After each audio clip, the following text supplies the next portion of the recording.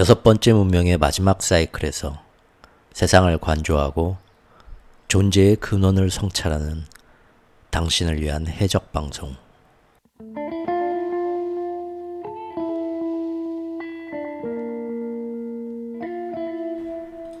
최후의 오크의 경제 이야기.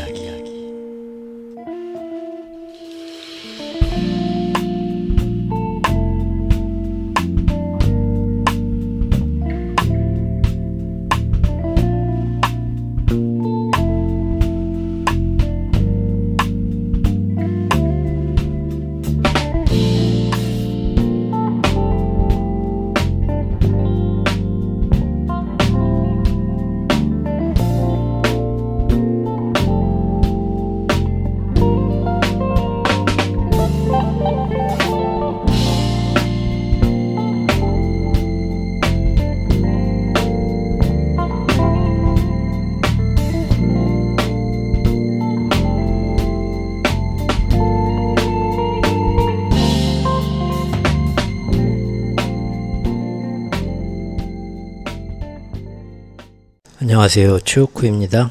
네. 먼저 사과 말씀 드립니다. 지난 두 개의 시장의 영상, 갑작스러운 폭락에 대한 영상들 많이 좀 너무 길고, 지루하고 답답하셨죠? 영상 내용들이.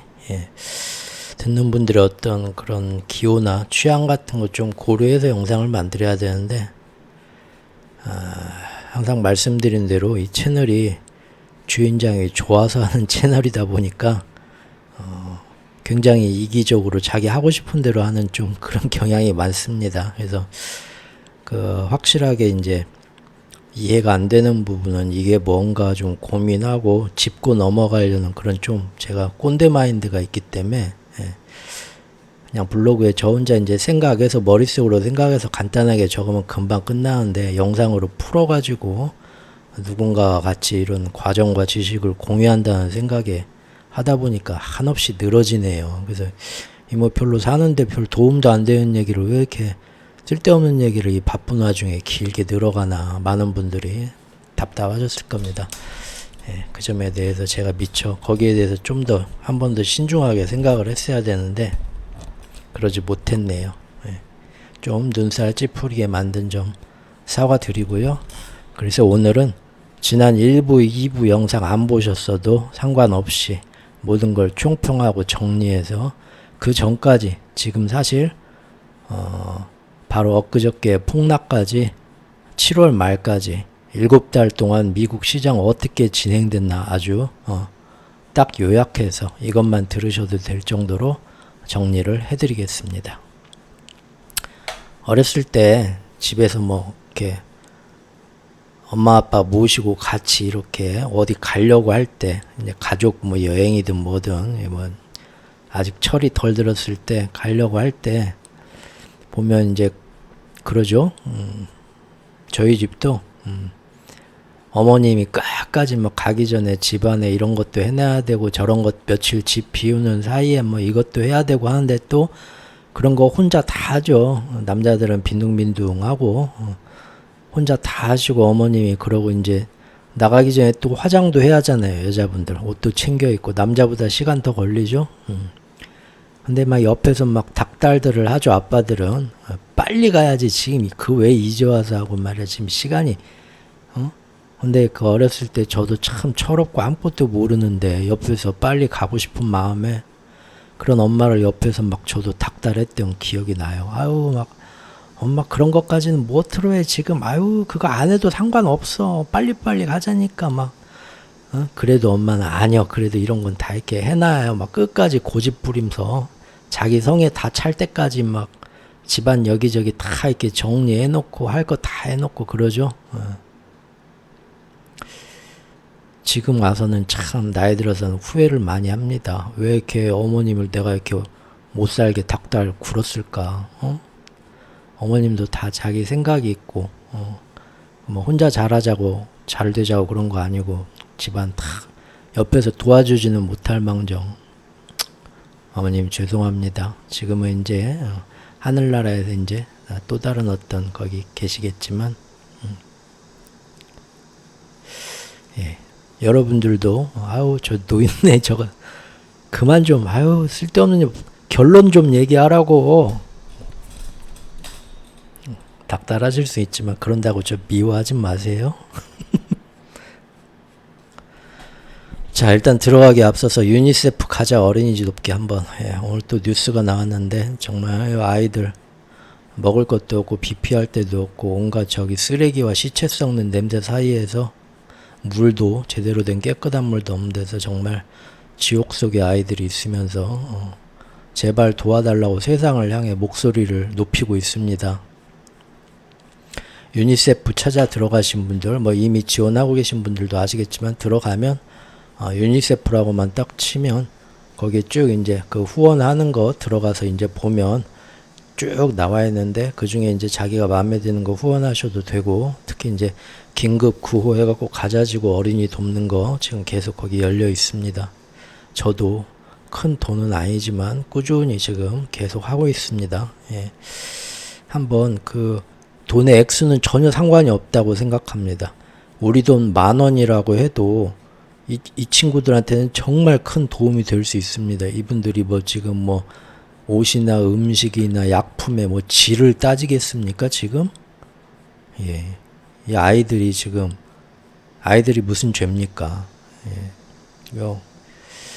이제 다들 휴가 가시고 여름 휴가 가시고 하지만 거기서 이제 너무 물가가 비싸고 바가지 요금이고 해서 조금씩 그 아끼는 거 이번 휴가는 여기까지만 좀 많이 안 쓰고 해야겠다. 그 아끼시는 돈들 다만 몇만 원이라도 여기다 후원하시면 우리나라 사랑의 열매 그런 데하고 다르게 여기는 바로 후원하는 즉시 자동으로 언제든 후원 기부금 영수증 그런 거 다 챙길 수 있게 사랑의 열매 뭐 그런 데는 또 뒤에 가서 개인 좀 불친절하죠. 정확히 어디다 썼는가도 잘 모르겠고 나중에 챙기기도 자기 뭐 기부한 거 챙기기도 이제 끝까지 애프터 서비스 잘해주는 것도 아니고 본인이 좀 알아서 해야 되고 그런 게 좀 있는데 뭐 같은 대한민국 안에서 아이들 돕기 그런 것도 좋습니다. 주민센터에서. 근데 사실 우리나라 다른 나라에 비해서 선진국 정도고 복지도 잘 돼 있고 형편이 어려운 사람 돕는 거 나라에서 여러 가지 방법 많습니다. 하지만 이 지구 반대편의 이 아이들은 모든 시스템이 다 무너졌습니다. 예, 그 좀 예, 우리가 한번 조금 예, 그러고요. 다음 얘기하겠습니다. 댓글 Q&A 잠깐 하겠습니다. 너 왜 자꾸 노인네라고 하냐? 나이도 어린 거지. 너 그런 거 자꾸 그런 얘기 하지 마라. 아직 우리 청춘이다. 예. 제가 자꾸 나이 들어서 노인네 하는데 이거 사실 저는 걱정해 주시는 거 고마웠고요. 저는 노인네라는 거에 지금 자부심을 느껴서 은근히 자랑하는 말입니다. 무슨 말이냐면 저는 제가 사실 전혀 늙었다고 생각 안 하고요. 오히려 지금이 육체적으로나 정신적으로 저는 지금 제일 황금기입니다. 왜냐하면 제가 어렸을 때 굉장히 약하게 태어났어요. 예전 뭐 그 동물로 따지자면 좀 결함 있게 태어나가지고 놔둬도 얘는 못 크고 죽겠지. 강아지들도 한 10마리 나면은 새끼 제일 못 크고 눈도 못 뜨고 늦게 힘을 못 쓰는 애 있죠. 제가 그런 식으로 태어났었거든요. 늦둥이로. 그래서 뭐 20대까지도 30대 되기 전까지는 온갖 지병을 달고 살았었어요. 너무 불우한 사춘기였고 성장기였어요. 정말로. 너무 또래 아이들에 비해서 너무 성장도 떨어지고 네, 근데 이제 그 이후에 이제 제가 열심히 노력을 하고 좋은 선생님들 인생에서 많이 만나고 하면서 몸도 바뀌고 체질도 바뀌고 무엇보다도 저는 지금 젊었을 때 그런 그 여러 가지 정신적인 아픔, 열등감, 자기 자신감 부족 그런 데에서 오는 그 공격적인 방어 기제부터 해서 세상을 삐딱하게 보던 이런 것들이 수많은 일을 거치면서 지금 나이 들어가지고는 지금의 정신 상태가 너무 좋고 지금 성숙한 제 자신이 지금 너무 좋습니다. 그래서 저에게는 나이 들었다 노인네라는 저 스스로의 표현이 저 스스로에 대한 칭찬입니다. 예. 그래서 우리 사회에서는 무조건 뭐 예를 들면 동안이 최고, 젊은 게 최고, 나이 든 걸 어떻게 보면 죄악시하는 그런 분위기가 특히 대한민국 요즘 전 세계의 뷰티 선진국이라 그런지 모르겠지만 더 심하죠. 영화 배우들 무슨 그냥 얼굴에 주름살 하나라도 있으면 큰일 나는 것처럼. 서양에서는 사실 그 나이 든 모습 더 멋있게 보고 자연스럽게 그런 좀 그런 것도 있는 것 같던데 잘은 모르지만 그래서 지금 제가 자꾸 노인네 하니까 어떻게 보면 노인 비하처럼 들릴 수도 있겠다 싶은 그런 생각도 좀 들긴 하네요. 하지만 저 스스로한테 지금 노인네 나이 들어서라고 하는 거 사실 익사를 부리는 거고요. 저는 제 스스로에 대해서 나이 든 것이 지금 오히려 가장 지금 저를 많이 사랑하고요. 좋습니다. 하지만 이제 듣는 분들 거슬리면 좀 자제는 해야겠네요. 두 번째 이제 저기 댓글들 보니까 천연가스 분석 언제 좀 해달라 벌써 몇 번 얘기가 나오네요. 원자재 이제 사이클이 드디어 뭐 10년짜리가 시작됐다고 하는데 좀 해주라. 아마 그런데 많이들 투자를 하셨던 분들인 것 같아요. 죄송한 말씀이지만 천연가스는 제가 하고 싶어도 아는 게 없습니다. 관심을 두고 그쪽을 보지 않았기 때문에 아는 것도 없습니다. 원자재 사이클 뭔가 크게 올 거라고 저는 생각하고요.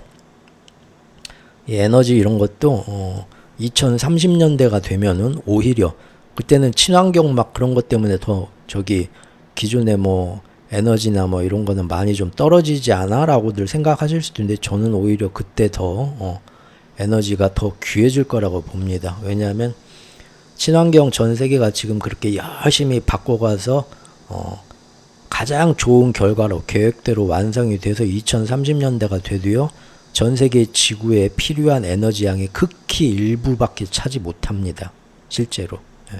전 세계가 뭐 유럽 친환경 앞서가는 유럽만 있는 게 아니잖아요. 남미, 아시아, 아프리카 다 전 세계 전체에서 지금 지구를 구하기 위해서 친환경 에너지로 이만큼 바꿔나가자 하고 최고의 목표치로 뒀던 것에 아무리 제대로 완성을 해도 그때 가서 그렇게 많은 비중을 차지를 못합니다. 극히 일부고요.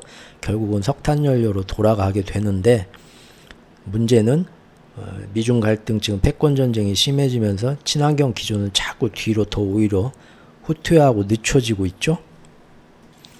그리고 점점 전 세계가 자원 민족주의로 가기 때문에 식량, 에너지 남들한테 제대로 수출 공정하게 안 하고 자기들만 쓰려고 니들한테 못 줘 나만 먹을 거야 그런 자원 이기주의가 점점 심해질 거고 그런 것들이 에너지나 원자재에 있어서 자꾸 뭔가 더 쉽게 그 가격이 떨어지지 않고 어떤 더 귀해지는 그런 것이 저는 장기적으로 올 거라고 보지만 그런다고 해서 제가 거기에 뭐 투자하는 거 전혀 없습니다.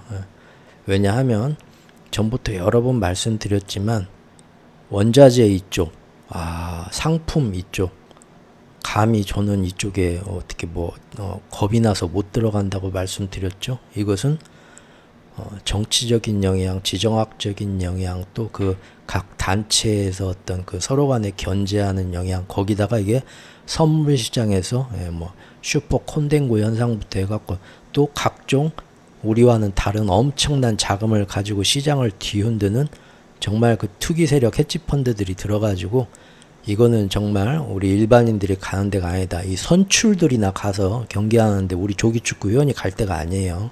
프리미어 리그예요, 여기는. 어떤 식으로 올렸다 내렸다 우리가 보통 시장에서 단순히 막 유동성이 막 넘칠 때 이제부터는 돈이 많은데 비트코인에 투자할까 뭐 할까 원자재가 좋다 들어갈까 막 그때 그런 붐이 일었는데 저는 그거는 아니라고 보고 그리고 또 실제로 잘 알지도 못하고요. 길게 봐서 이렇게 되겠지 막연한 생각을 하는 거지 그 와중엔 이것이 서울로 갈지 부산으로 갈지 너무 어려운 시장이고 실제 그렇게 난리 브루스를 추는 시장입니다. 다만 원유 하나에 대해서는 제가 꾸준히 정기적으로 짚어가죠.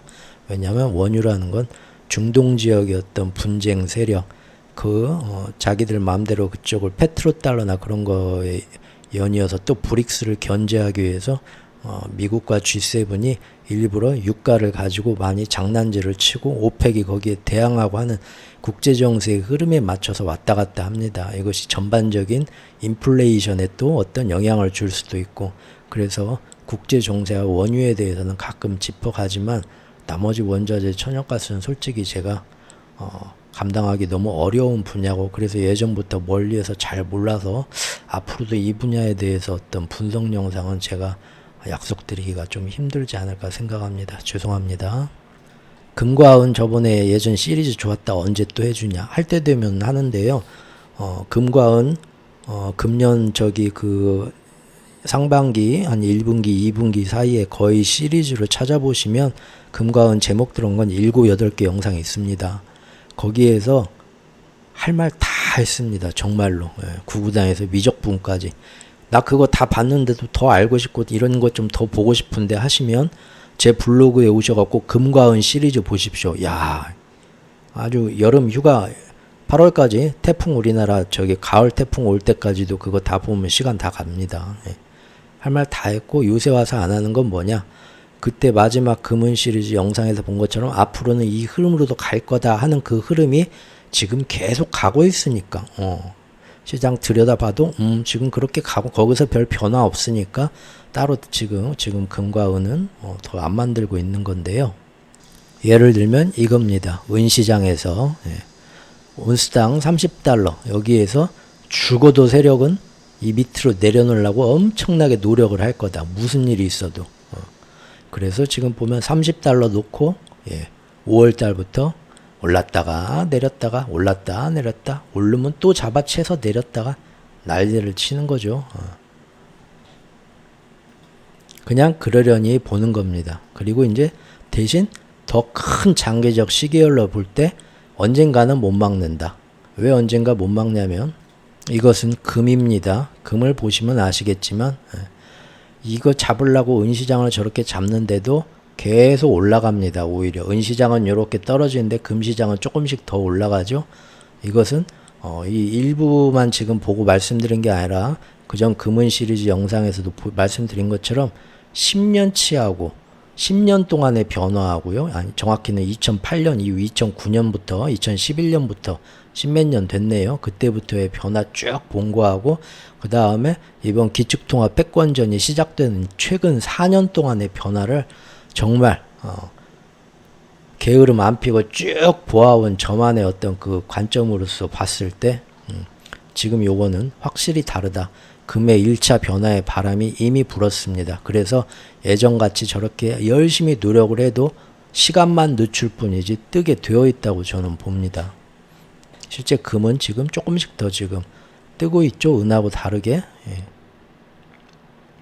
그래서 금의 변화의 1차 변화의 바람은 이미 불었고 사람들 심리에 2차 변화의 바람은 은에서 불어야 되는데 2차 변화 바람까지 불면 그때는 달러고 자시고 이제 금과 은과 달러가 전 세계 사람들한테 같이 동격으로 추앙받는 정말 과도기의 시대가 옵니다. 그걸 최대한 늦추려고 금이 비록 말을 잘 안 들었더라도 은 누르는 거는 그만둘 수가 없고 최선을 다해야만 하는 겁니다. 세력으로서는. 그래서 지금 보면서 아이고 열심히 내렸네 노력했네 하고 그냥 보는 겁니다. 왔다 갔다 출렁하겠죠. 그리고 국제정세 변하고 점점 뭔가 사람들이 금에 더 집중하면서 다시 또 예전처럼 은에 더 집중한 일 생기면 그때는 이제 이것도 다시 못 누를 때가 오겠죠. 걱정되는 그 전에 세력이 뭔 일을 터뜨릴까 그게 걱정되는 거고요. 다만 이제 여기서 키스질인가 그 양반 게임스탑 개미들의 대장 슈퍼개미 미국판 슈퍼개미가 나오면서 거기서 이제 횃불이 확 번지면서 그 영향으로 여기서도 뭔가 불이 붙지 않을까. 그때 우리 같이 좀 집중해서 봤었는데 결국은 그 사람도 우리나라 슈퍼개미처럼 별거 없었죠. 세력들이 한번 너 임마 저기 주가 조작 이런 걸로 해서 한번 집어넣을 수도 있고 하고 겁 한번 주니까 바로 쫄아가지고 그 이제 막 어떤 변호사 데려다가 방어하고 막 지금 그러면서 쏙 들어갔죠. 그러니까 구심점이 없으니까 게임스탑 주가도 요새 흐지부지 하는 거고 더 이상 밈 주식 열풍으로 사람들이 개미들이 결집돼서 은시장까지 몰려가려는 가능성도 지금 흐지부지 됐죠. 여기 어떤 2차 불똥이 튈까봐 키스질 지금 요새 날마다 이제 법적 문제로 뭐 조사받고 하면서 그 와중에 이제 지금 굉장히 뭐 키스질은 자기 안위만 신경 쓰느라고 일단 끝났겠죠. 그러니까 이제 금은은 이렇게 보는 거고요. 오늘 아침에 보니까 저기 제 블로그에 또 이제 심도 있는 질문들 남겨주신 분들이 있었습니다. 엔큐리 트레이드 청산이 어디서 어떤 규모로 일어나는지 가늠하기 어려운 게 사실이지만 일본의 공적 연금에서 어떤 변화를 보면 힌트가 있는데 이건 어떻게 생각하십니까? 예, 맞습니다. 기사도 링크해 주시고 야, 너무 고맙습니다. 요런 것도 저도 이제 조금 그 전부터 좀 생각은 하고 있었고요. 이건 역시 좋은 단서가 될 것이라 생각합니다. 그런데 일본의 공적연금에서 어떤 해외 자산에 대한 어떤 변화가 좀 왔다 해서 그것이 그래서 모든 게 설명이 되냐?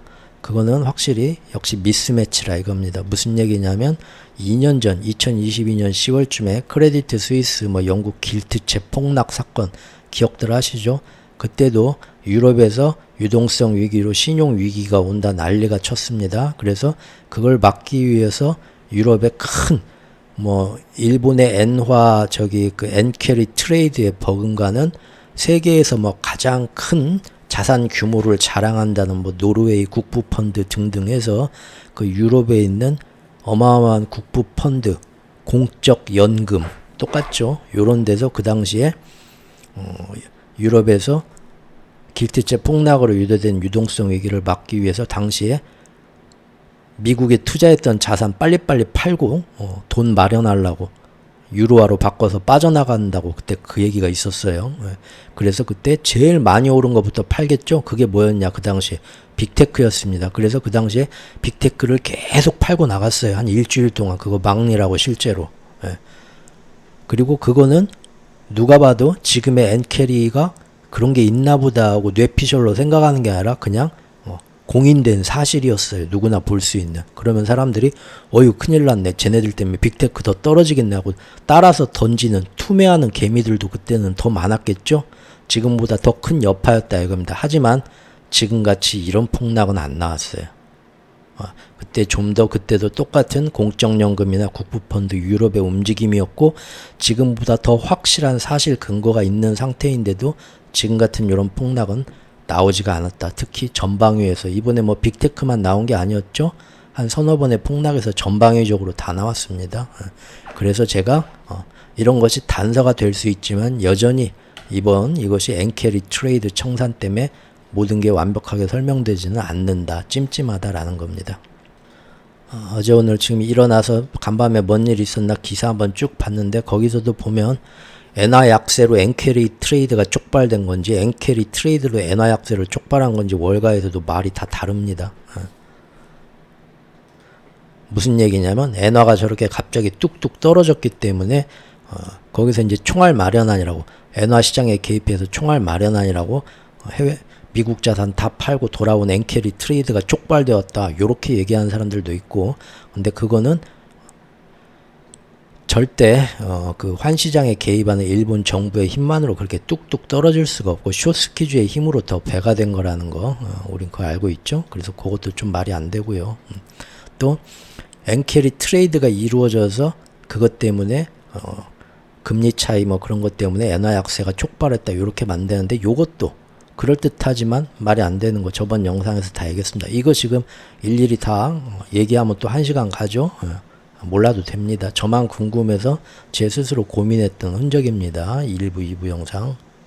그래서 아직도 제가 볼 때는 이건 아닌 것 같고요. 또 이런 질문 블로그에 해주셨습니다. 그렇다면 당신 말은 엔화가 앞으로도 다들 이제 엔화 강세 드디어 하반기 이제는 참을 만큼 참았다 하는데 앞으로도 엔화가 지속적으로 약세를 보일 것 같다는 얘기냐 하고 단도직입적으로 누군가 물어보셨어요. 이런 어떤 사람들의 투자 방향에 어떤 극단적인 영향을 미칠 것 같은 답변은 일부러 제가 회피하는데요.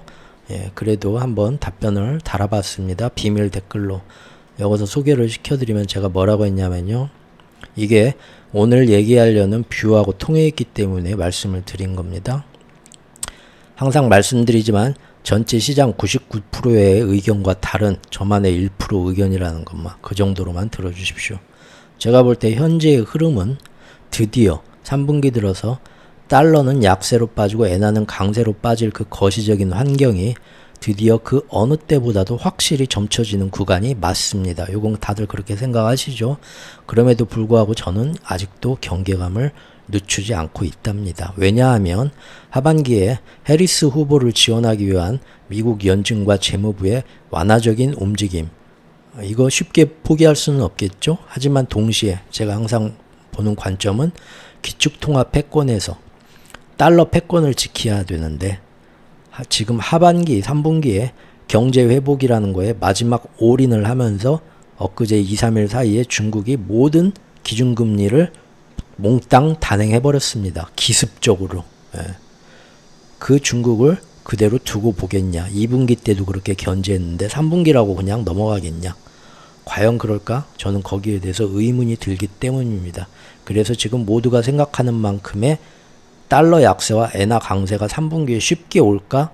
아직도 회의적이라는 겁니다. 감사합니다. 자, 그럼 이제부터 오늘의 본론. 지금까지 7달에 걸친 미국 시장의 움직임과 최근, 어제는 시장이 이제 드디어 반등했죠. 이 미친 폭락세가 일단은 좀, 드디어 끝났나? 일주일 동안 갑자기 뭔 일이래. 아이고, 나 참 된장 담그다 깜짝 놀래가지고 이런 생각들 하셨죠. 여기까지 이제 한번 보겠습니다. 어떤 시장의 움직임인가. 지금까지 뭐 회원 영상 쭉 보셨던 분들도 너무 많은 걸 우리가 다양하게 다뤄서 큰 흐름이다. 너무 지금 머리 아파요 하는 분들, 또 비회원이시라 하더라도 그 모든 영상을 보면서 당신은 오대수, 당신은 말이 너무 많아. 아우, 노인네 정말 하시는 분들을 위해서도 한번 총정리로 종합하고 가겠습니다. 지금까지 미국 시장의 움직임과 최근 폭락의 경계감입니다. 어제 금요일 날 지난 6월의 PCE 물가, 근원 소비지출 물가가 나왔었죠. 월가 예상치하고 부합했습니다. 결국 상반기 6월까지는 기저효과, 작년 1월부터 6월까지 사실 미국 인플레가 그렇게 많이는 안 떨어졌거든요. 그래서 이번에는 좀만 떨어져도 상반기에는 금년에는 뚝뚝 떨어진 것처럼 나오는 기저효과 탓을 봐가지고 역시 뭐 예상외의 변수는 나오지 않고 인플레 잘 잡히는 걸로 나왔네요. 혹시나 했었는데 역시나였네요. 대신 이제 하반기 봐야죠. 작년 하반기에는 물가가 갑자기 뚝뚝 많이 떨어졌었거든요. 그거하고 연율로 이제 비교를 하면 금년 하반기에는 의외로 인플레가 잘 안 떨어지는 모습이 나올 수도 있습니다. 뭐 그런다 해도 이미 파월은 그런 거 상관없이 금리 인하 하겠다라고 말을 했으니까 그렇게 시장이 두려워할 일은 아니죠. 자, 이제부터 팩트입니다. 팩트. 지금까지 흐름 어떻게 나왔는지 보여드릴게요. 세력들은요, 여기서 세력은 기축통화 세력을 말하는 게 아니라 흔히 얘기하는 주식시장 전체에서 가장 큰 자금을 한 번에 매도할 수도 있고 매수할 수도 있고, 또 그 와중에 사람들한테 홍보하고 선전하고 분석하면서 목표 주가 설정하면서 사람들 끌어모을 수도 있는 큰 힘을 가진 투자 기관들, 그 다음에 흔히 우리말로 하는 주포들, 미국 주식시장에, 그리고 또 대형 빅테크나 이런 그 기업들의 CEO들, 내부 고위 임원 인사들, 흔히 이제 우리가 얘기한 빅샷이라고 하죠. 그런 주요 큰 손들의 움직임, 미국 주식시장의 한정에서 주식시장만 봤을 때 그 세력을 말하는 겁니다. 제가 항상 말하는 기축통화 금융세력이 아니고요. 구분하시고요. 자, 미국 시장에서 이런 세력들은 이미 3월 말부터 사실상 방망이를 굉장히 짧게 잡으면서 AI 버블 올라간다 하면서 개미들한테 계속 팔아치우면서 포지션을 자꾸 줄여가기 시작했습니다. 그러고 아니나 다를까 그 여파로 4월과 5월 사이에 주가는 크게 한번 출렁이면서 조정장을 맞았었습니다. 이게 그때 3월 말에 제가 이 빅테크들은 미리 방망이 짧게 열고 지금 뭐 올라간다 조심해야 된다 하고 영상 그때 만들었던 거고요. 그런데 2분기에 4월, 5월은 그랬는데 6월 들어서 시장은 다시 쭉 반등하면서 회복하더니 어느 순간인가 다시 전고점을 넘어 상승하기 시작했습니다. 그래서 그때 이제 월가에서 이것은 드디어 건전한 조정을 한번 거친 후에 나오는 전형적인 강세장의 시작이다라면서 다시 개미들을 불러 모았습니다. 그런데 그렇게 얘기하면서도 또 한 번 6월 말까지, 2분기 말까지 세력들, 큰손들, 주포들, 빅샷들은 그들이 개미들한테 선전하는 것과 다르게 속으로는 여전히 AI, 인공지능 섹터와 빅테크들에 대해서 주식 노출 비중을 더욱더 줄이고 있었습니다. 그러더니 이제 하반기가 됐죠. 7월로 넘어오면서 7월 중순까지는 일단 상반기 내내 크게 올라가지고 이제는 자기들은 굉장히 비중을 더욱더 줄여놓은 AI와 빅테크 대신은 그것 대신 이제 다들 연준은 9월부터 금리 인하 꼭 해준다고 했다. 금리 인하하면 뭐가 좋을까? 그런 금리 인하 효과와 또 트럼프가 6월 말 TV 대선 토론 때부터 7월 중순까지 급격하게 그냥 커져버리죠. 사람들이 지지율이.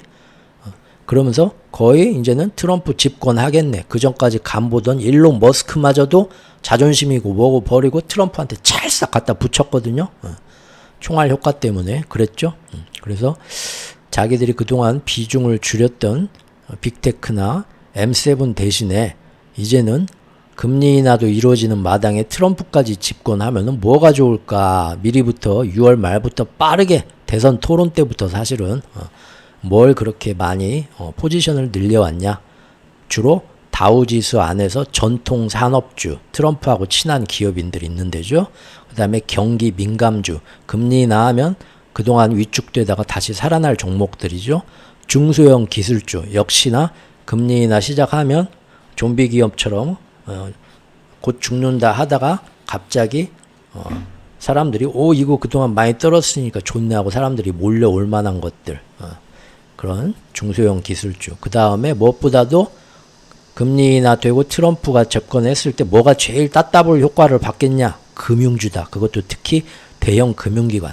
그런 거에 미리 세력들은 6월 말부터 7월 중순까지 자기들은 거기에 대한 포지션을 딱 늘려놓고 야, 이걸로 3분기, 4분기 일단 이 포지션대로 그대로 가면 좋겠다 하고 이미 그렇게 딱 포트폴리오를 짜놓고 있었다라는 겁니다.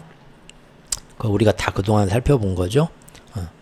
근데 그렇다 해도 모든 포지션을 이렇게 변화는 시켜놨어도 시장에 돈을 확 주식 비중을 확 늘리면서 올인하진 않았어요. 절대. 시장은 계속 1분기, 2분기 내내 조만간 저기 MMF 시장에 대기하고 있는 현금이 주식 시장으로 쏟아 들어올 수밖에 없다고 노래를 불렀지만 계속 현금 대기 관망하면서 따박따박 저기 오버나잇 저기 금리만 따먹는 현금 MMF 시장의 돈은 계속 늘어갔어요. 안 들어온다는 거죠. 세력들도. 왜 안 들어오는데 뭐가 문제인데 지금 금리 인하도 하고 세상 다 좋아지고 미국 경제 점점 좋아지고 인플레도 떨어지고 골디락스인데 왜 안 들어오는데 왜 주식 안 할 거야? 하고 물어보니까 대답은 안 하지만 그게 뭘까 하고 우리가 그동안 살펴봤었죠. 역시나 하반기에 닥칠 주식시장에서는 말은 안 하지만 큰 세력들은 보고 있는 거시적인 위험 요소와 불확실성이 있다. 거기에 대한 경계를 늦추지 않고 있더라. 그리고 거기에 대해서 우리가 살펴봤던 게 뭐냐? 그 상반기 6월 말까지 이루어진 게 G7 회의였고 또 7월 초에 나토 회의였습니다. 그런 거에 따른 거시적인 불안, 지정학적 긴장 세팅 상태, 유럽에서 정치 세력이 변하면서 올 수 있는 전국 불안, 인물 변수들, 거기에 또 유럽에 당장 올 수도 있는 침체 위기 등등 이런 여러 가지 거시적 상황을 보고 있어 계속 방망이는 짧게 잡고서 지금까지 올랐던 AI나 빅테크에서 아까 말한 다른 그 섹터로 싹 올인해서 이쪽으로 바꾼 것도 아니고 계속 위험 자산에 대한 포지션은 줄여놓은 상태에서 그나마 이제 이런 게 좀 좋으려나 빅테크보다는 하고 이쪽으로 조금 돌려놓은 상태지 아직도 우르르 하고 시장에 드디어 곧 금리 나니까 들어가자 하고 온 거는 아니었다 이거죠. 즉 그때 제가 한 것처럼 시장은 뜨거워도 트럼프 트레이드라고 하는데 그런다 해도 여전히 세력들은 방망이는 여전히 짧게 잡고 작은 돈 가지고 짤짤이 하면서 금방 넣었다 뺐다 할 수 있는 식으로 그런 식으로 놀고 있더라. 이게 그때 영상이었죠. 예. 그런데 갑자기 7월 셋째 주부터 큰 폭락이 일어납니다. 처음에 그 폭락이 일어났던 것은 트럼프가 뭘 얘기를 했는데 트럼프가 내놓은 대만에 대한 발언이 촉발제가 됐죠. 그래서 그동안 세력이 이렇게 방망이를 짧게 잡고만 있는 원인이 뭐였냐? 그 원인 중에 하나로 우리가 파악했던 게 하반기에 지정학적 위험에 대한 경계심이었는데 트럼프가 바로 대만 얘기하면서 그거를 딱 자극을 해버렸죠. 그러니까 얼씨구나 빠져나가면서 당시에 AI와 M7에 대한 과매도가 일으켜놨던 겁니다. 나스닥이 그때 2.8% 폭락했었죠. 순전히 AI하고 M7에서만 급격하게 빠졌던 겁니다. 방망이 짧게 잡더니 결국은 희생번트 터졌죠. 그런데 이것은 하루가 문제였고 그 다음 이틀이 더 문제였습니다. 이상하게도 그 이후에 연 이틀간 이제는 AI M7 뿐만이 아니라 세력들이 아까 자기들이 이렇게 짜놓은 포트폴리오 전방위에서 급격하게 손털기가 이루어지기 시작한 겁니다. 이게 뭔 일이지 갑자기? 시장은 그저 이것을 영문도 모르고 차익 실현이라고 결론을 지었습니다.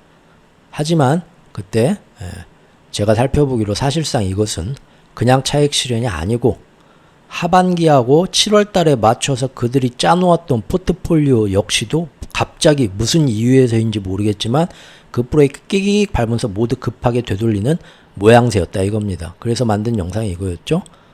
심지어 워렌 버핏마저도 갑자기 공시 때리면서 갑자기 줄이고 이번 주에도 줄였어요. BOA 같은 은행은 지금 사람들이 못 담아서 안달인데 지금 제일 또 애정하는 자 코카콜라 다음으로 애정하시죠. 아유 콜라 먹고 싶네. 그래서 이것은 뭐냐 단순히 차익 실현의 문제가 아니다 봤던 거죠. 그런데 이제 7월 넷째 주가 됐습니다. 어제까지에 7월 넷째 주가 됐는데 폭락이 끊이질 않고 계속 넷째 주에도 이어졌습니다. 약 일주일간 지속됐습니다. 정확히는 7월 17일 우리 시간으로 한 재연절 때부터 한 7일, 8일 목요일까지 엊그제 목요일까지 이어졌으니까요. 그리고 이번 폭락은 오히려 그 전주보다 훨씬 더 심해졌습니다. 마이너스 3.65%까지 나스닥이 순식간에 빠지는 그런 일이 벌어졌죠. 이것은 과매수 상태에 따른 차익 실현이라는 설명에는 부합하지 않는 심한 정도였다. 그래서 원인이 뭐냐 시장이 막 난리가 났었죠. 우리가 하나하나 그래서 1부, 2부 영상에서 짚어봤던 겁니다. AI의 버블 붕괴냐? 그렇게 보기에는 비록 언제쯤 AI가 돈 벌어준다고 기다리던 그 과실의 수확이 늦어진다는 실망감은 있다 할지라도 아직까지는 AI에 대한 미래 전망은 견고하게 살아있고 실제로 직접적으로 GPU 생산하는 엔비디아나 TSMC나 뭐 여러가지 GPU 생산업체 또 그것과 관련된 반도체 생산업체와 설비업체들의 실적은 매번 여전히 뜨겁고 제발 팔라고 줄 서 있는 데 많은데 공급을 아직도 우리가 그만큼 못하고 있다면서 전망도 좋았어요. 그런 것들을 생각해 봤을 때 지난 일주일 8일 동안 두두둑 일어났던 전반적인 손털기는 또 전반적인 너무 큰 하락은 너무나 과민한 반응이었다. 흡족하게 설명이 안 된다는 거였고요. 또 하나는 새삼스럽게 경기 침체가 올까봐 경기 침체 공포가 시장을 덮쳤다는 것 역시 현재의 시장의 거시적인 상황과 그러니까 금리 인하 해준대잖아. 무슨 경기 침체는 개뿔. 경기 침체 주장하던 애들 다 한직으로 쫓겨났죠 지금. 그 시장에 있는 주식시장에 있는 낙관적인 심리를 볼 때 그것은 더욱 말이 안 됩니다. 결국 수요일과 금요일에 있었던 이틀간의 폭락을 거치면서 월가에서는 이 모든 것의 원인은 아무래도 엔캐리 트레이드의 청산 같다. 이걸로 결론 짓게 되었습니다. 즉 그때까지 맨날 160엔 달러당 160엔 넘으면서 하늘 높은 줄 모르고 오르면서 계속 약해지던 엔화가 최근에 급격한 하락을 보이면서 엔화 강세로 아주 급하게 전환되었기 때문입니다. 그러나 이것도 2부 영상에서 엔캐리 여기에 대해서 심도 있게 제가 파악해 본 바로는 엔캐리의 청산이라는 것 자체가 아무도 그 규모와 정확한 흐름을 파악하기가 애초부터 거의 불가능한 수준이고요. 또 이번에 엔화 강세가 먼저 일어나고 그로 인해서 엔캐리가 쪽발되었냐 아니면 엔캐리가 쪽발되었기에 엔화 강세가 뒤따랐냐 하는 월가의 설전 역시도 이랬다 저랬다들 얘기하던데 현재로서는 결론 내기가 어려운 상태입니다. 그 외에도 지금 보면 이게 엔화인데요. 마음고생 하시던 분들 요새 조금 이제 이게 좀 풀어지셨죠? 엔화가 이렇게 급하게 떨어질 줄이야. 너무 말도 안 되게 쭉 떨어졌죠? 그동안 쭉 올랐던 거에 올랐다는 게 엔화 약세입니다. 이거에 딱 50%까지 한번 떨어졌었습니다. 엊그제 한번 찍었었습니다. 시장에서는 요 움직임에 비해서 뭐 나스닥도 이런 식으로 지금 동조가 뭐 되었기 때문에 그렇게 누가 댓글 달아주신 분도 있대요. 예. 그렇기 때문에 엔캐리가 맞다라고들 이제 더 얘기를 할 수가 있는데 왜 갑자기 여기서 계속 세력들은 엔화는 더 약세로 빠질 거야 하고 아니 일본이 조만간 금리 인상하고 미국은 금리 인하한다니까 아유 그래도 어쨌든 엔화는 약세로 빠질 거야 얘네 우리 한두 번 속나하고 여기다 추이단 숏배팅을 하고 있었다는 거죠. 근데 갑자기 이때부터 왜 맘을 돌렸냐 그리고 맘을 돌렸으면 숏스퀴즈가 일어나지도 않죠. 사실 무슨 얘기냐면 맘을 돌리고 털었으면 제대로 그냥 떨어져야지 숏스퀴즈가 일어나서 빡빡 더 크게 떨어졌다는 것은 맘을 안 돌리고 버티고 있었으니까 숏스퀴즈가 일어난 거죠. 예, 그러니까 사실 환시장에서는 지들 또 당황했다는 겁니다. 왜 이렇게 떨어지지? 시장의 해석하고 다르게. 근데 이렇게 떨어진 것의 원인을 그러니까 엔캐리를 청산해가지고 돈을 바꿔서 여기 와서 해서 하니까 그래서 떨어졌지라고 해석하기도 하고 반대로 이렇게 떨어진 것 때문에 엔캐리를 써먹었을 거다라고 이 얘기는 그만할게요. 너무 깊이 들어가죠? 큰일 날 뻔했네 또. 어쨌든 또 하나 의심쩍은 게 저렇게 엔화가 급격하게 강세로 가면서 이거 조만간 일본 금리 인상할까봐 지금 그것 때문에 그래. 그래서 엔캐리가 촉발됐어 라고들 말들은 하는데 일본의 10년물 금리입니다. 일본의 10년물 금리는 엔화 시장의 저런 급격한 변동과 상관없이 어느 일정 수준 이상을 지금 넘지 못하고 평온하게 가고 있습니다. 그러니까 이것도 뭔가 좀 이상하죠. 앞뒤가 안 맞는 움직임이죠. 또 지금 상황이 일본이 금리 인상 한다고 쳐. 그거 얼마나 하겠어요? 얼마나 할 것 같아요? 크게 못 한다는 얘기입니다. 일본의 여러 가지 상황이 지금 이러지도 못하고 저러지도 못하는 상황이고요. 여기서 팍팍 올렸다가는 일본 이자 부채 이자 터지기도 하지만 지금 상황이 인플레이션도 좀 만만치 않지만 디플레이션도 오려고 하고 지금 또 기시다가 지금 9월 달에 총선해야 하는데 어차피 지금 떨어지고 딴 놈 오겠지만 그럴 것 같지만 사람들한테 뭔가 갑자기 금리 인상 하지도 못하고 해봤자 아주 눈꽃만큼 할 것 같은데 그걸로 인해서 그래서 지금 일본의 10년물 금리는 별로 반응을 내일 모레 금리 인상 일본이 한다 해도 움직이지도 않고 있는데 엔화가 저렇게 뚝뚝 떨어지는 게 말이 되냐. 그래서 이렇게 떨어진 거는 결국은 뭐냐? 숏스퀴즈가 일어나니까 떨어진 거다. 그럼 실제로 숏스퀴즈 빼고 우리가 생각을 해보면 사실은 51선 정도 떨어져 봤자 이 정도 한 158엔 정도 이 정도 이번에 떨어질 이벤트였지 않냐. 그러면 결국 162엔에서 152엔 이 정도 떨어지는데 엔캐리를 이걸 위해서 얼마나 청산했을 것 같아요. 그게 지금 지난 일주일 동안 나스닥에서 저렇게 전방위적으로 어마어마하게 털릴 정도의 엔캐리를 청산해야 이 정도 떨어졌을까요? 규모가 앞뒤가 안 맞는다는 저는 말씀을 드리는 겁니다. 나스닥 100도 이때부터 동조했으니까 맞다. 그렇게 볼 수도 있지만 내용을 보면 1,000원 쓸 일에 왜 10,000원을 환전해 갔냐 이거예요. 쉽게 얘기하면. 결국 저는 이렇게 결론 내리고 싶습니다. 시장에서는 결국 왜 갑자기 지난 일주일 동안 큰 손들이 무슨 이유에 의해서인지 갑자기 급하게 포지션을 하반기 7월 달에 포지션을 갑자기 끼기기 7월 셋째 주부터 일주일간 되돌리고 급하게 아니 앞으로 주식시장은 진짜 좋은 일만 남았는데도 여기서 더 급하게 전방위적으로 비중을 한 번 더 노출 비중을 줄였는가. 쉽게 얘기하면 위험자산 주식시장의 포지션을 줄였다는 거죠. 단기적인 트레이드만 남겨놓고. 그 이유는 엔캐리라고 하지만 현재로서는 제가 볼 때는 아무도 알 수 없는 미스테리로 남겨졌고요. 결국 이것은 미결 사건으로 남게 되었습니다. 그래서 이제는 지금 당장은 알 수 없지만 앞으로 한 달, 두 달, 9월 17일 FOMC 회의 전까지 이제 저는 기다리면은 여기에 대한 실마리들이 나오지 않을까 생각 중입니다. 즉, 앞으로 뒤따르는 사건들을 평가하면서 지금의 이 사실을 기억해 놓았다가 후행적으로 나중에 지금의 미스터리를 시간차를 두고 평가할 수밖에 없다. 이렇게 보고 있는 겁니다. 다시 말해서 이제 9월 17일과 18일에 있을 FOMC를 기다리면서 다음 주 7월 말고요. 이제 그 안에 8월하고 9월 중순까지 정말로 미국 경제가 지금의 사람들이 100명 중에 100명이 생각하는 이 예상을 벗어나서 크게 둔화되는지 혹은 인플레가 다시 재반등하는지 아니면 기업들 실적 모든 게 튼튼하다 하는데 기업들의 실적이 이런 월가 선전과 달리 갑자기 크게 뚝 하락하고 죽을 쓰면서 연준이 9월 달에 금리 인하 해준다 하는데 그것과 상관없이 이미 미국 침체가 미리부터 가시화되는지 등등 그런 일이 진짜 벌어지는지 살펴볼 뿐입니다.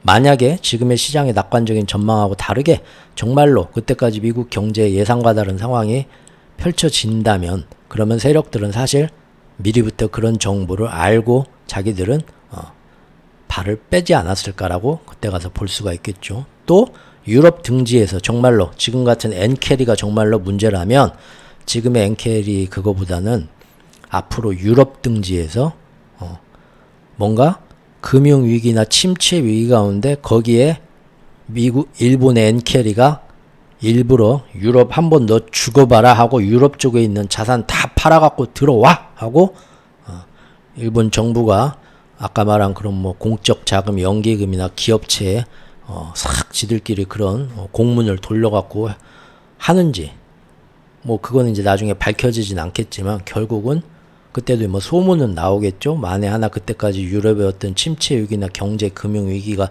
비슷하게 뭔가 촉발된다면 나중에 이거 아무래도 엔캐리가 유럽 자금을 회수하면서 좀 이번에 그 영향도 있는 그때 가서 그런 얘기가 나올 수도 있겠죠. 실제 그러는 게 오는지 한번 관찰해 보겠다 이겁니다. 네, 사실 제가 지금까지 보는 쭉 큰 거시적인 흐름에서 이게 맞는 겁니다. 그 다 하나의 맥락입니다. 제가 예전에 이제 6월 말에 3분기 전망 시리즈 내놓을 때 실제 파월과 옐런이 나와서 어떻게든 시장 살려주겠다 하지만 정말로 이런 상황이 계속 갈 거냐 아니면 모두가 그러리 믿고 있다가 뒤통수 맞을 수도 있는지 한번 보자는 거고요. 또 그때도 전망 시리즈에서 이런 영상도 있었죠. 3분기 금리 인하하고 달러 약세 빠지고 모든 게 세상은 좋아지겠지라고 생각하지만 또 한 번 선진국들이 공조를 하면서 와타나베 부인의 괴담이 또 돌면서 엔캐리 트레이드 어쩌고 나오면서 출렁하면서 갑자기 마른 하늘에 웬 날벼락이 하면서 시장에 뭔 움직임이 돌면서 우리가 보는 달러 약세나 미 국채 금리의 하락이 또 한 번 뭔가 장애를 맞는 상황이 올려는 그런 계획들이 있는지 보자 이건데 사실 이런 얘기가 지금 다 하나의 흐름으로 지금 통하고 있죠. 또한 당연스럽게 지금 누구나 당장 눈으로 볼 수 있는 불확실성들이 있다. 즉 뭐냐? 시장에서 맨날 떠드는 거 뭡니까?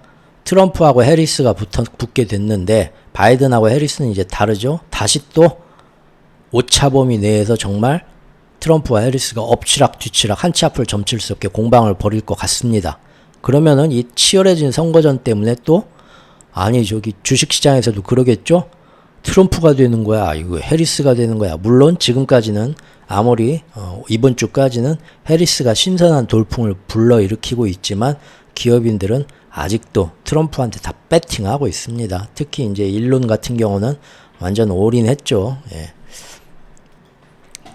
그렇다 하더라도 서로 간에 만약에 계속 앞으로 정말 해리스가 선전하면서 티격태격 서로 하게 된다면 시장에서는 이거 방향을 경기 민감주나 트럼프 트레이드를 투자를 해야 돼 아니면 다시 이쪽 해리스가 원하는 이쪽에다가 투자를 해야 돼.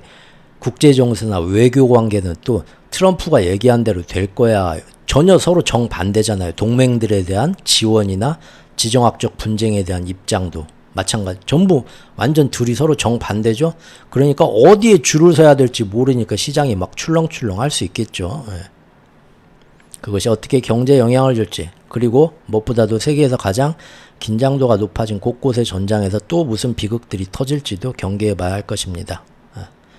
왜냐하면 과거 이런 식으로 해석하기 힘든 세력들의 안전방어 태세 전환은 지금처럼 뭐라 시장에서 핑계는 되는데 앞만 봐도 뭔가 찝찝하다 하는 세력들의 이런 막 한 번씩 크게 출렁이면서 1차, 2차, 3차 이렇게 손을 털어가는 과정은 나중에 경험적으로 보면 그것이 결국은 한 달, 두 달, 석 달 뒤에 오는 금융적인 위기든 지정학적 분쟁이든 아니면 코로나 같은 깜짝 블랙 스완이든 간에 그것들 터지기 전에 이놈들이 미리미리 어떻게 알았는지는 모르겠지만 어떤 정보나 소문을 듣고 미리미리 딱 자기들은 안전한 곳으로 피신하는 그런 적이 굉장히 많았었기 때문입니다. 그러죠? 제 블로그 초반부터 한 3-4개 지금 쭉 봤었죠. 예를 들면은 2020년 3월에 코로나 때문에 주식시장 대폭락 오기 전에 이미 그 전 12월부터 빅테크의 빅샷들이나 다른 애들은 이미 엄청나게 정리를 딱 해나가고 있습니다. 해나갔었습니다. 2월까지도요. 그리고 작년에 실리콘밸리 터질 때 전부터 이미 세력들은 공매도 걸어놓고 터질 거 다 알고 있었고요. 심지어 작년 10월에 하마스가 기습 침공해서 가자 전쟁 지금 난리가 나기 전에 일주일 전에 이미 이스라엘 주식에 대한 공매도부터 해서 역대로 많은 거 그런 거 항상 다 나중에 검찰에서 뭐 조사 들어가지만 주동자는 하나도 안 잡히고 벌금 조금 물리고 꼬리 자르고 항상 끝납니다. 그래서 이번도 이런 이해할 수 없는 이 폭락이 앞으로의 어떤 변화를 가져올지 2달, 3달 지켜보자 이겁니다. 자, 여기까지가 지금까지의 어떤 그 시장의 모습 총 정리였습니다. 앞에 저기 이제 여러 가지 잡설 Q&A 본 거 빼고 이 본론 편만 들으면 나름 깜짝 깔끔하게 정리했다고 생각합니다. 지금까지 긴 영상 보느라고 화나셨던 분들 이걸로 용서해 주시고요. 예. 다들 아름다운 여름 휴가 가시기 바라겠습니다. 다음 영상은 잠깐 짧게 한 5분 정도 들어주셔도 되고 안 들어주셔도 되고 번외편 하나 하겠습니다. 뭐냐면 이와 별개로 기축통화 패권을 위한 마스터 플랜을 진행 중인 이 금융 세력들은 6월 초부터 갑자기 바이든과 거리를 두면서 바이든 버리기에 나섰습니다. 그리고 8월달 민주당 전당대회에서 바이든이 정식 후보로 확정되기 전에 갑작스레 안 해도 되는 일을 즉 6월 말에 원래는 9월 10월부터 해야 될 TV 대선 토론 3차 토론인데 그걸 갑자기 땡겨가지고 6월 말에 야 트럼프 나랑 우리 대선 TV 토론 어차피 우리가 될 것 같은데 우리끼리 미리 땡겨서 좀 해볼까 하고 안 해도 될 조기 대선 TV 토론을 신청을 합니다. 그리고 그 자리에서 바이든은 요새 약 안 주는 것 같아요. 사람 갑자기 그때부터 너무 달라졌죠? 어제 네타냐후와 그 뭐 얘기하는 자리도 보면 표정들이 집에 어르신들 많이 봉양해보신 우리 세대분들 알 겁니다. 이분이 인지능력과 건강이 언제부터 갑자기 크게 악화되나 보면 그분들 생각하거나 말하기 전에 특유의 그 어벙벙한 표정이 나와요. 근데 지금 그때 대선 TV 토론 때부터 어제 네타냐후하고 또 만나서 한 거 보면 그 어르신들 집안에 제일 우리 정말 요양원에서 돌봐야 될 그 어르신들 표정이 계속 나옵니다. 바이든한테서. 이게 딱 TV 대선 토론 때부터 갑자기 나오거든요. 약 안 주는 것 같아. 좀 불쌍해요.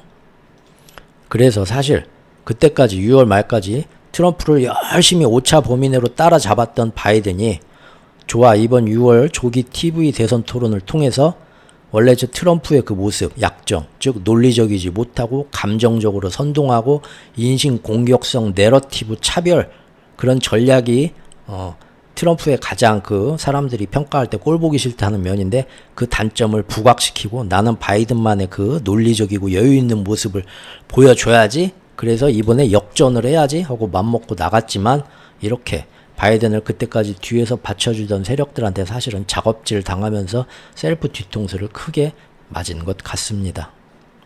이뿐만이 아니라 이때까지 그동안 이 마스터 플랜에서 지난 2년 동안 세력들 제일 앞에서 가장 큰 역할을 해줬던 게 섬나라들이었죠. 서양에서는 영국이었고 동양에서는 일본이었습니다. 그런데 그 영국 총리가 이놈마저도 갑자기 하지 않아도 될 6월 달에 갑자기 나와갖고 하지 않아도 될 조기 총선 승부수를 어차피 질 게 뻔한데 무리하게 던지더니 7월 초에 스스로 자리에서 쫓겨나고 게임 접종하고 도망가 버립니다. 거기에 이제 일본의 기시다 총리도 사실 이제 9월 달에 임기 만료되고 새로운 자민당 총재 선거를 치러야 되는데 어차피 그래봤자 뭐 일본은 자민당 천하이고 또 사람만 바꿔 나오니까 큰 영향은 없을 거라 보는데요. 네.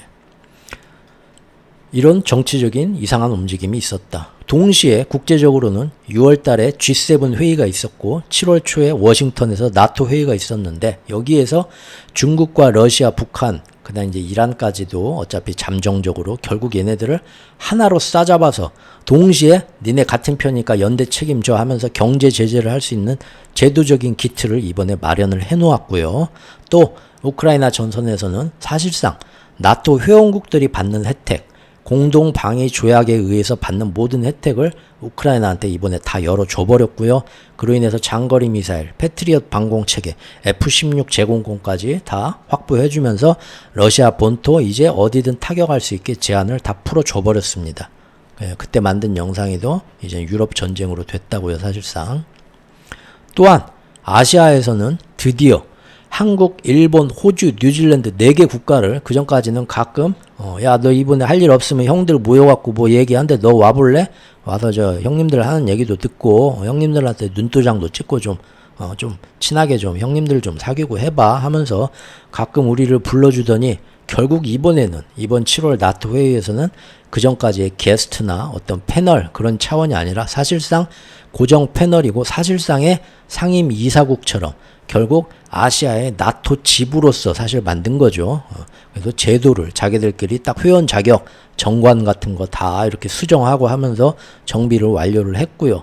그리고 이제 앞으로 이 나라들은 한국, 일본, 호주 이런 나라들하고 유럽의 나토 회원국들은 앞으로 경제적으로나 군사적으로나 기술적으로 서로 후방 지원해주고 유럽과 아시아가 이렇게 서로 협조할 수 있는 군사기구들이 서로 협조할 수 있는 기틀을 마련을 해놓았습니다. 제가 그때 세계를 반으로 가르는 전선이 마침내 공식 완성되었다. 이렇게 영상을 만들었었죠.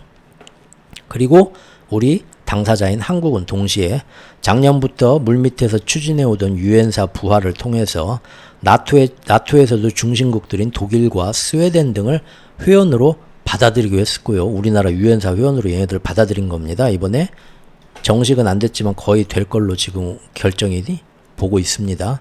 그리고 그 전에 이루어진 나토 아시아 지부하고 지금 이번에 완성된 나토 아시아 지부 이런 설립된 모습을 통해서 볼 때 이제는 일본도 우리 민족 감정을 자극할까봐 말은 안 하고 있지만 결국은 일본이 그 당시 유엔사에서 한국 전선에서 후방 병창기지 역할을 했던 것처럼 그 6개 기지 그거 살려야만 유엔사가 진정한 의미가 있다고 실제 지난 8.15 광복사 축사에서 우리나라 윤 대통령이 그런 얘기 직접 하기도 한 거 제가 소개시켜 드렸습니다.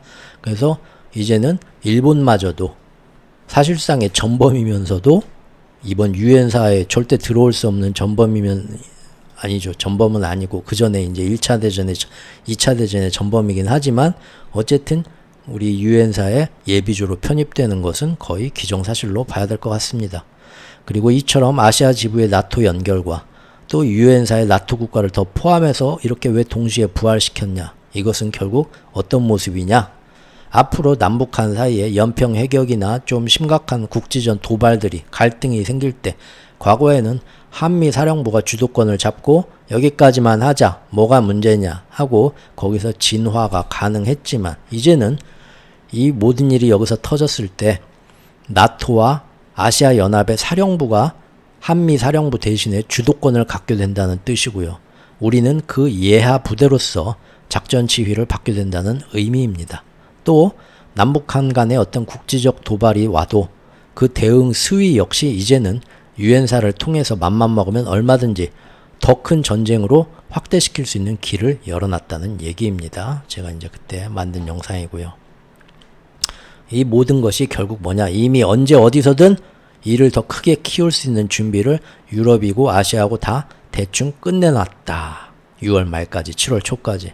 즉 상반기 내내 불이 나게 세계의 모든 공들인 전선에서 이제는 이를 더 크게 키울 수 있는 제도적인 세팅을 드디어 상반기에 대충 완성했다는 얘기고요. 동시에 그간 세력의 마스터 플랜에 크게 일조를 해왔던 정치적인 가장 큰 빅샷들, 미국의 대통령, 지도자, 후보, 그 다음에 영국의 지도자, 얘네들에 대해서 어떻게 된지 의도적인 물갈이를 동시 시행했다는 거다. 시행을 했다는 겁니다.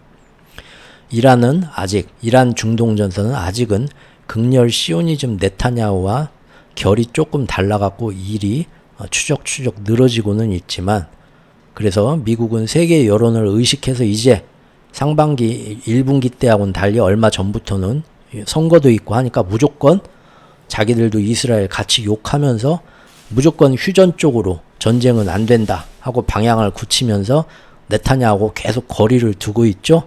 그렇다 해도 사실상 잠정적으로는 역시 여전히 이스라엘이 하자는 대로 못 이기는 척 끌려가면서 이 전쟁을 중동 전쟁 역시도 언제든 더 큰 전쟁으로 확산시킬 준비는 지금 해놓은 상태입니다.